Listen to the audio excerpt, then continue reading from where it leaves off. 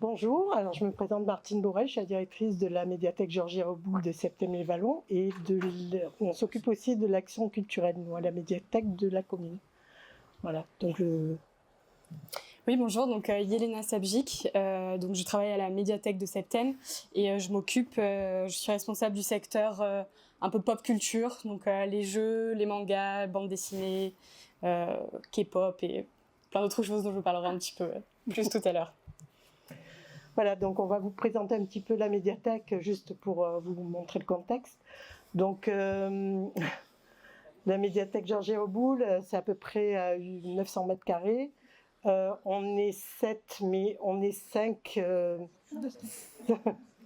5 bibliothécaires, mais on s'occupe aussi de l'action culturelle de la ville.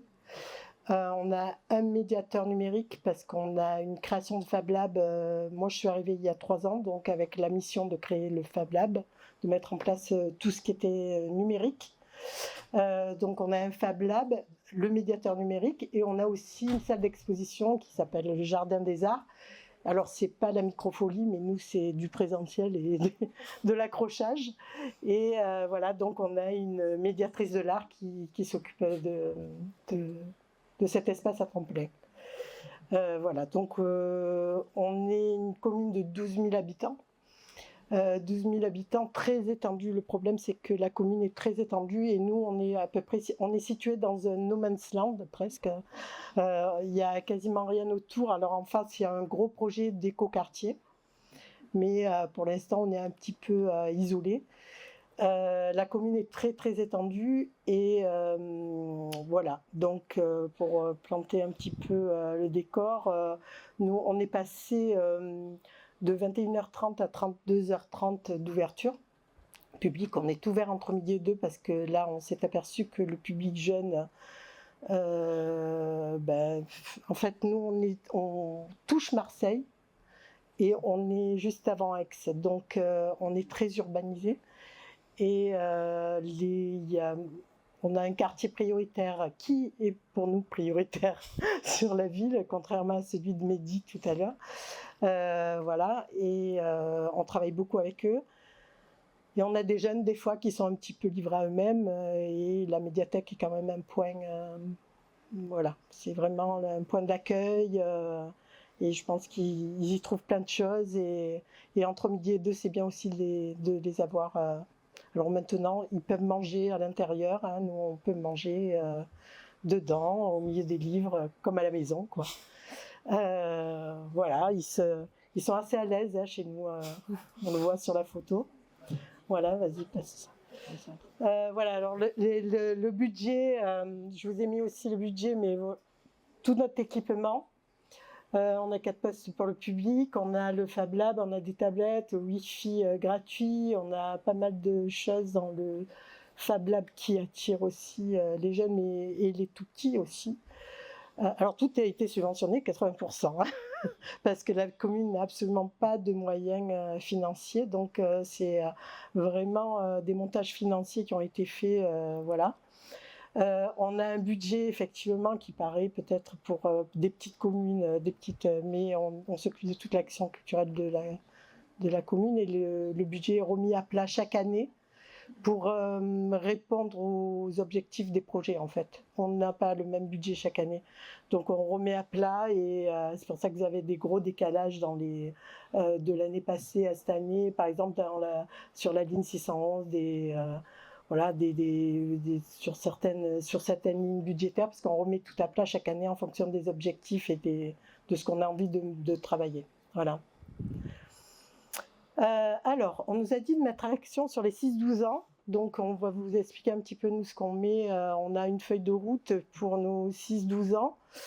Notre feuille de route, c'est déjà en premier lieu, moi je suis arrivée il y a 3 ans, donc on a tout réaménagé, hein, on a tout retravaillé tout ça avec les équipes hein, pour les publics cibles, voir un petit peu pour chaque tranche d'âge. Notamment on avait un problème avec les ados et maintenant on en a trop d'ados. On en donne si vous les voulez. Voilà. Donc on s'est fait notre feuille de route pour les 6-12 ans, c'est un petit peu ça. On a commencé par le réaménagement de tous les espaces pour vraiment aménager des petits coins pour qu'ils puissent se poser. On a beaucoup de séjourneurs aussi, beaucoup de familles qui viennent, voilà. On a aéré complètement les rayonnages et les bacs. On a fait du 2 tiers, 1 tiers. Voilà, 2 tiers, de gros désherbage. Donc on a vraiment tout vidé et mis en valeur le fond du coup. On se saisit vraiment de tout ce qui nous donne comme information. On se saisit, on essaye de le prendre au vol et de le mettre en application en disant ça a été fait par un tel ou ça a été proposé par un tel, voilà. On lie nos actions à notre fond, bien sûr. On fait beaucoup d'actions intergénérationnelles et familiales, ça oui. On a beaucoup d'actions où on vient cuisiner en famille, on vient faire plein de trucs, faire des Legos, faire du numérique ou faire lire des histoires, des spectacles. On essaie que ce soit assez familial. On a vraiment mis l'accent sur la programmation culturelle, c'est-à-dire qu'on fait une programmation très dense et très variée, avec beaucoup d'investissement de l'équipe. Franchement, il y a un gros investissement d'équipe. Et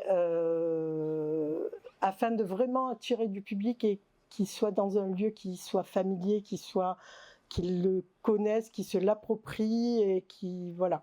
C'est vraiment pour donner l'envie de venir et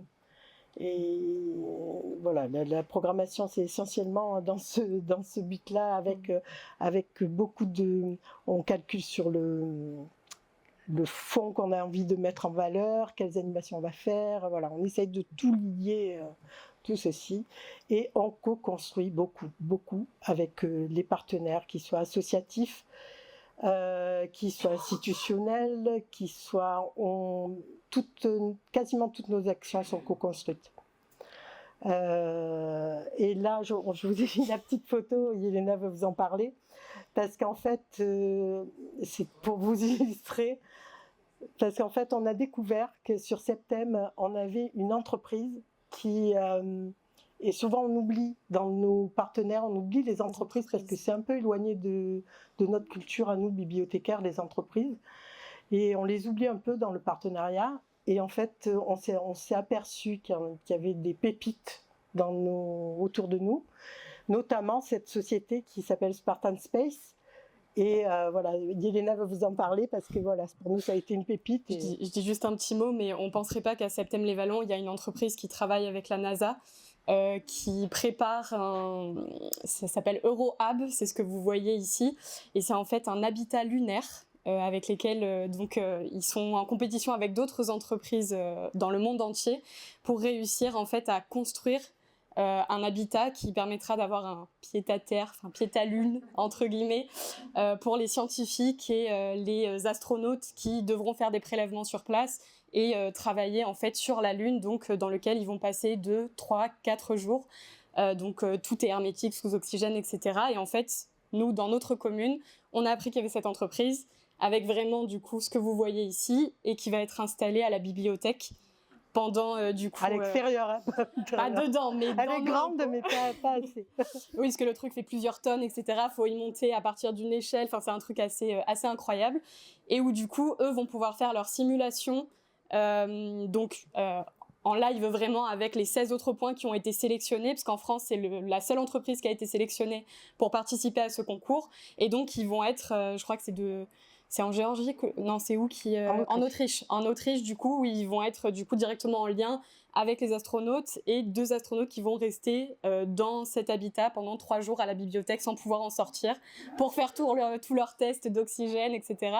Et en échange, du coup, ils nous permettent de faire venir des scolaires, d'organiser tout plein d'activités, d'ateliers, de répondre aux questions des enfants. Et voilà, on trouve ça assez incroyable que ce soit pas à Paris ou même à Marseille, mais bien à Septem-les-Vallons qu'on a un habitat lunaire. Et les enfants restent 3 jours dans l'habitat. C'est ça, tout à fait. Certains parents nous ont demandé aussi. Mais voilà, donc en fait, dans le partenariat, c'est vrai qu'on oublie un peu les entreprises, mais des fois, il y a vraiment des pépites. On a vu aussi qu'il y avait des une entreprise. Ah, pardon. Et si on se mettait en bas? Non, c'est pas bon pour la caméra, peut-être. Non? Ah, ouais, si on descend sinon. Si on descend? Ah, attends. On descend? Ça dérange pas? Est-ce que c'est bon là? Peut-être. Est-ce que c'est mieux? Ouais, mais du coup. Une après l'autre, alors peut-être. Voilà, moi je me mets dans le coin. Est-ce que là vous voyez quand même? Là, j'essaye. Comme ça, alors. Voilà. Je vais essayer de pas me faire une cheville. C'est pas grave.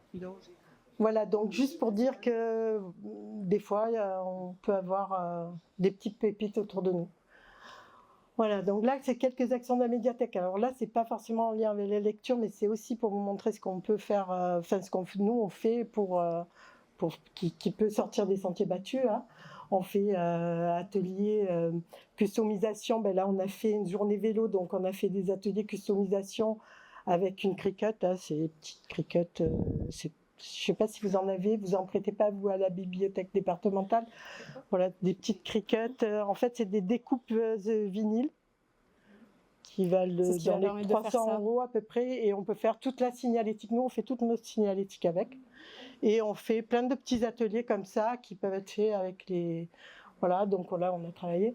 On a travaillé autour des haïkus et exposition. Voilà, notre salle d'exposition, c'est celle-ci. Et là, un concours robot mené avec les scolaires. Donc le but, c'est de faire un concours. Là, c'est un concours visuel, mais aussi ils écrivent l'histoire du petit robot. Voilà. Donc on a eu journée thématique avec des jeux de pistes, chercher à travers les livres, voilà. On a un rendez-vous annuel autour de l'agenda 21. Ils sont restés sur l'agenda 21, alors c'est plus tout à fait le bon terme maintenant, je crois, c'est agenda, je ne sais plus à combien on est. 35, ouais, 30, voilà. Bon, ben nous, on est resté au 21. Donc, on fait venir des poules, parce que nous, très urbanisés, limite Marseille, Aix, il y a des enfants, ils n'ont jamais vu une poule de leur vie, hein, chez nous. Donc, on fait venir des poules, moutons, voilà, dans notre petit jardin. Alors ça, c'est un succès fou. Des jeux en famille et beaucoup d'ateliers en lien avec nos spectacles. On fait beaucoup d'ateliers en lien avec nos spectacles. Alors, au niveau de l'envie de lire, Club Lecture Enfant, alors ça, on a créé le Club Lecture Enfant, ça a été initié par un jeune lecteur qui nous a dit pourquoi vous avez un club de lecture adulte, mais vous n'en avez pas enfant. Donc, est-ce qu'on ne pourrait pas en créer un? On a dit oui, mais à condition que ce soit toi qui l'anime. Donc, du coup, il s'est retrouvé animateur du Club de Lecture Enfant.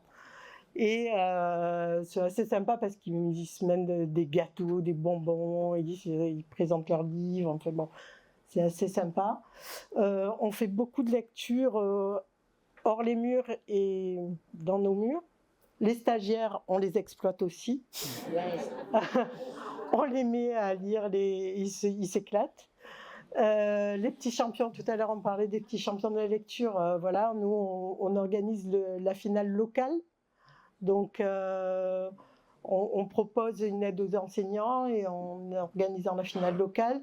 Et en même temps, ma collègue propose aux élèves, passe dans toutes les classes et leur dit si vous avez besoin de répéter votre texte avec quelqu'un, venez à la médiathèque, vous me demandez, entre guillemets, vous empruntez un bibliothécaire et puis on vous fait répéter votre texte à voix haute. Voilà. On a mis aussi en place des petites choses parce que la lecture plaisir c'est bien, mais il y a aussi l'apprentissage de la lecture. Donc on prête des règles de lecture pour des gamins qui ont des petites difficultés, voilà. On prête aussi des jeux. Bon, on a dans notre fonds, on a 200 jeux qu'on prête, pas que des jeux à lecture, mais voilà. On a beaucoup de jeux spécialisés 10 et pour les aider dans l'apprentissage. Donc ça, voilà, c'est très très emprunté. Les artbooks, on a créé des artbooks, mais que pour les sections jeunesse. Ça c'est toi, tu peux me parler? Oui, bah, rapidement, Artbook, nous, c'est au même endroit en fait que les mangas et BD franco-belge tout public. Et du coup, ça va vraiment toucher à la pop culture de façon large, donc autant le cinéma que les jeux vidéo, que voilà, les séries, les mangas. Donc il y a un peu de tout et ça marche du tonnerre. Voilà, les espaces spécifiques, eh ben, les coins 10, premiers romans, tout ça. Et on a créé un espace K-pop, ça c'est ton bébé. Oui, bah après la mode qu'il y a pu y avoir avec le Japon et du coup le manga et tout ce qui va avec, là on est vraiment dans la phase Corée du Sud, que ce soit par les K-dramas, que ce soit par la musique coréenne, donc la K-pop, les dessins animés récemment, K-pop Demon Hunters, qui a fait le record par exemple sur Netflix, et on a vraiment ressenti un besoin, nous, de notre public, de se saisir un peu de cette nouvelle mode et de la décliner en fait sur tout ce qu'il existe en espace culturel sur la Corée du Sud, donc autant la littérature que la musique. Et c'est vrai que le club K-pop qu'on a à la médiathèque fonctionne très très bien, parce qu'il y a de plus en plus de jeunes, même à partir de 8 ans, et d'adolescents et d'adultes qui sont fans de ce genre musical. Donc voilà, on a un espace dédié et un club dédié. Alors on a aussi testé le distributeur d'histoire qui nous a été prêté par la Ligue de l'enseignement. Je ne sais pas, la collègue l'a cité tout à l'heure, mais c'est un partenaire aussi associatif très intéressant d'avoir.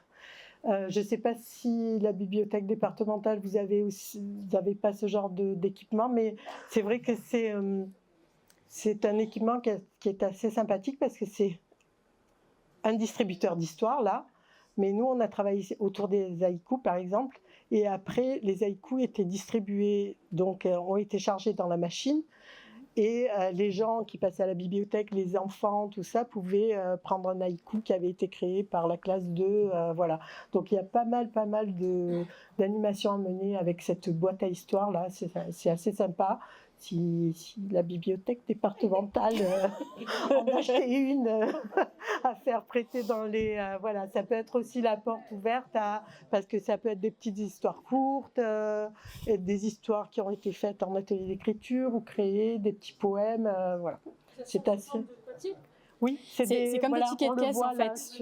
C'est vraiment une énorme boîte avec le bouton, vous appuyez, vous avez un ticket de caisse qui sort, et c'est l'histoire. Si vous travaillez avec eux, vous pouvez leur demander, ils en ont. Oui, il y en a. Moi, j'en ai vu à Leroy Merlin. Alors, en attendant, pour retirer mon colis à Leroy Merlin, il y en avait une. Ouais. Mais du coup, on peut les paramétrer et les changer le contenu. C'est assez sympa. Ça vaut cher. Alors, nous, on l'a pas acquise. Hein. Je pense que ça vaut pas le coup de l'acheter pour une bibliothèque, parce qu'on va l'utiliser trop ponctuellement.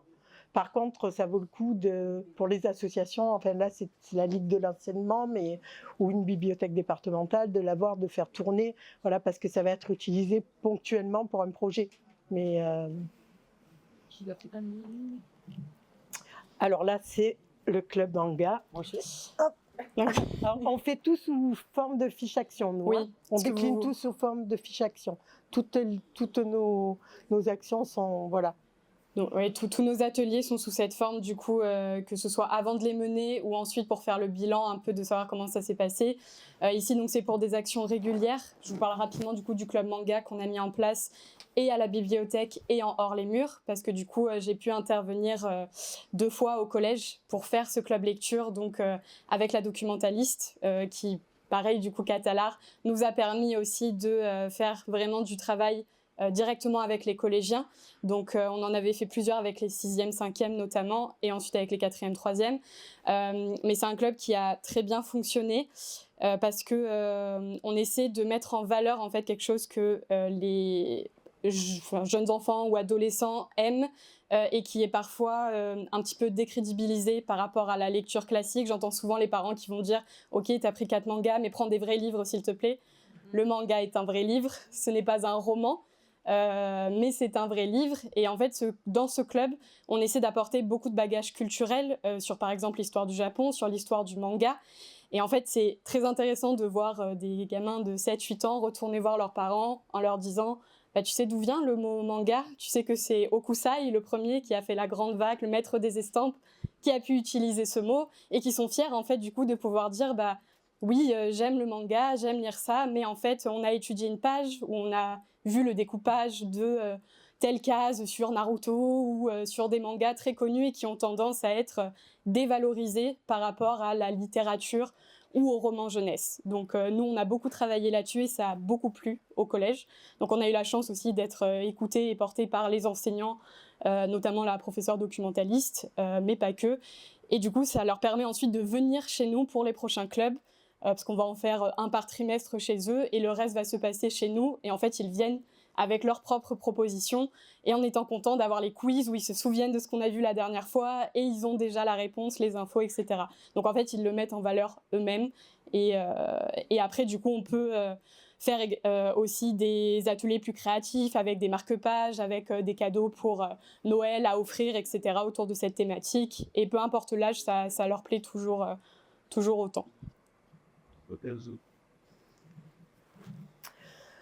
Voilà, après pour vous parler de nos partenaires, hein, nous on essaie de les bichonner, hein, on se les bichonne vraiment parce on essaie vraiment de co-construire. Et tout à l'heure j'entendais la question qui a été posée, savoir s'il y avait une recette miracle pour rentrer dans les collèges ou dans les partenaires.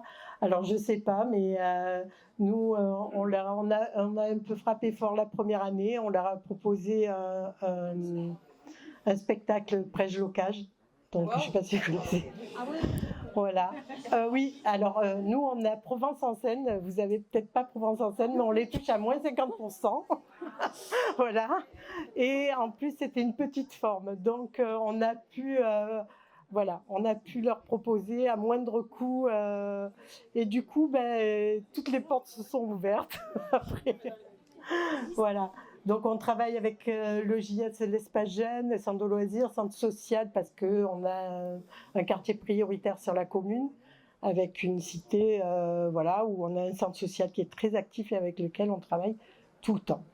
On met beaucoup de choses en place aussi pour aider à la scolarité, parce que y a des jeunes qui sont issus de familles assez modestes qui n'ont pas forcément les moyens de prendre des cours de maths ou des cours d'anglais. On a trouvé des bénévoles, anciens professeurs, qui viennent donner des cours de maths, qui viennent donner des cours d'anglais à partir de 8 ans. Donc voilà, on essaie de mettre en place des choses aussi dans la bibliothèque, et c'est vrai que le fait qu'ils viennent constamment à la bibliothèque, ça leur donne une habitude.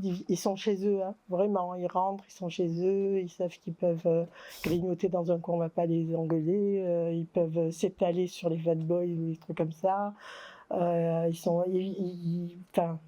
Pourtant, on n'a pas forcément un public forcément facile, mais franchement, ils connaissent leurs limites. Hein. Voilà. Jamais trop. Ils sont très respectueux et voilà. Voilà. Voilà. Merci.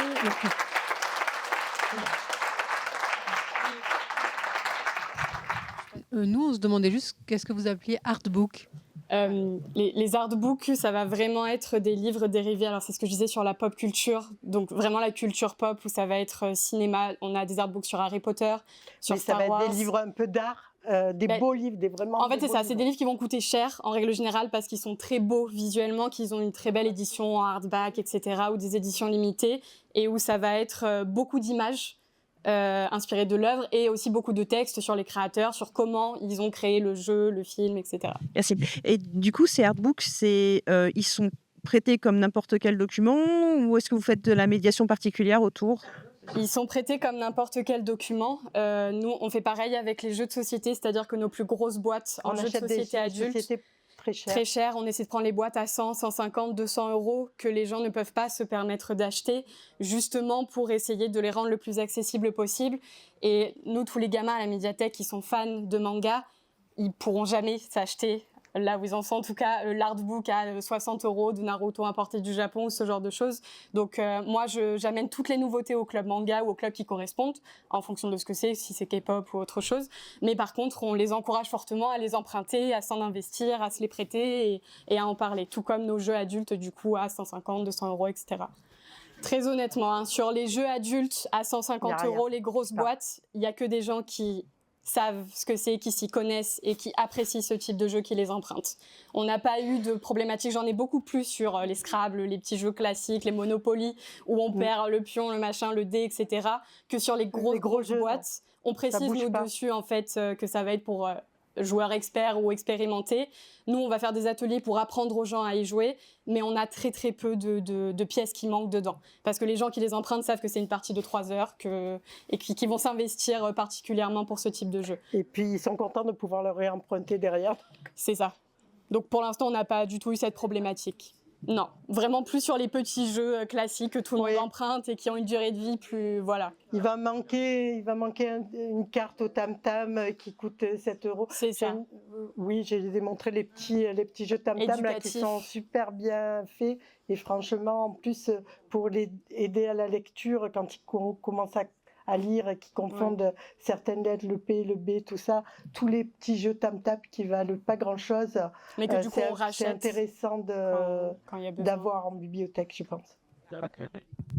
En conclusion, un ou plusieurs auteurs coréens que tu conseillerais pour des ados ou des enfants? Alors, beaucoup de webtoons, je conseille pour ados et enfants. Après, moi, ma partie, du coup, c'est plus roman graphique, bande dessinée, etc. Donc, tout ce qui va être webtoon, honnêtement, c'est ce qui fonctionne le mieux en ce moment. Les solo leveling, notamment, par exemple. Je n'ai pas le nom des auteurs, mais du coup, en termes de série.